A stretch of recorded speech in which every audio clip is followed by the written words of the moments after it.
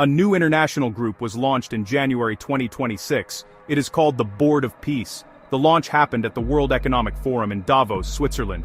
US President Donald Trump led the signing ceremony for the board's charter. He was joined by a small group of other world leaders.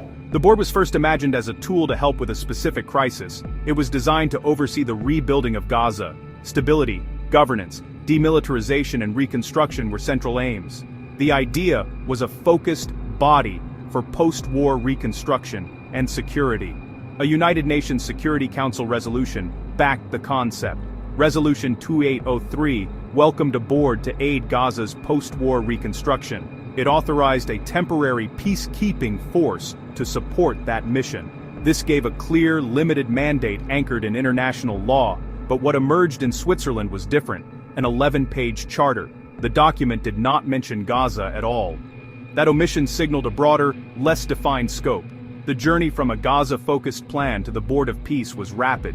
It reflected a fast-moving diplomatic effort led by the United States. Critics say the new board has little in common with Resolution 2803. They argue it is a separate entity created outside the UN framework. One editorial described it as a pay-to-play club centered on its chairman. Debate intensified over purpose and legitimacy. The absence of many Western allies raised questions about broad support. Is the board meant to complement the UN or compete with it? From a single conflict tool, it was presented as a global platform. One of the most debated features is the membership structure. Permanent seats reportedly require at least $1 billion. Critics call this a pay-to-play mechanism.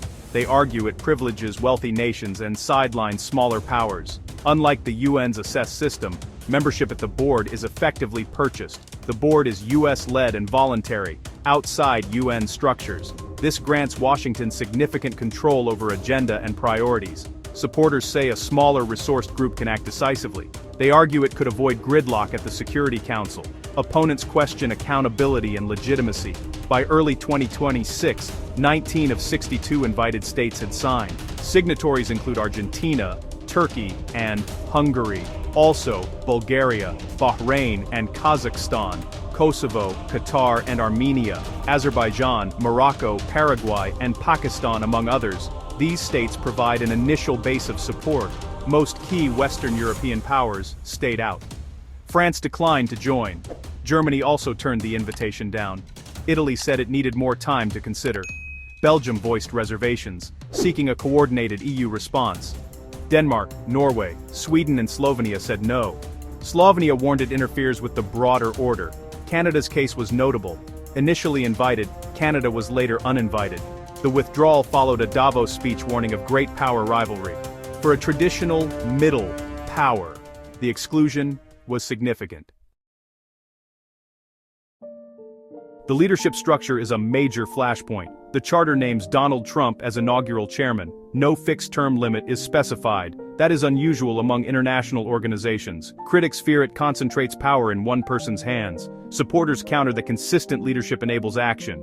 Operating outside the UN Charter raises legitimacy questions. Would interventions be accepted by the wider community? Some see a private club of nations rather than a universal body.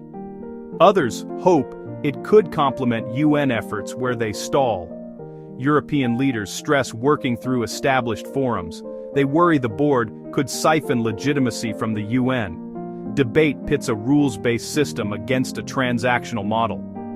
Key questions. Will the mandate broaden beyond Gaza or refocus? Can it gain support from major Western powers and civil society? Will it enable nimble peace efforts or deepen geopolitical divides? One path. A practical tool operating alongside the UN. Another path. A rival architecture that weakens multilateral norms. Is this an attempt to reinvent peace, or a move to rewrite the rules of global power? Either way, the Board of Peace has pushed a new model of governance into the spotlight, with consequences that could shape diplomacy for years to come.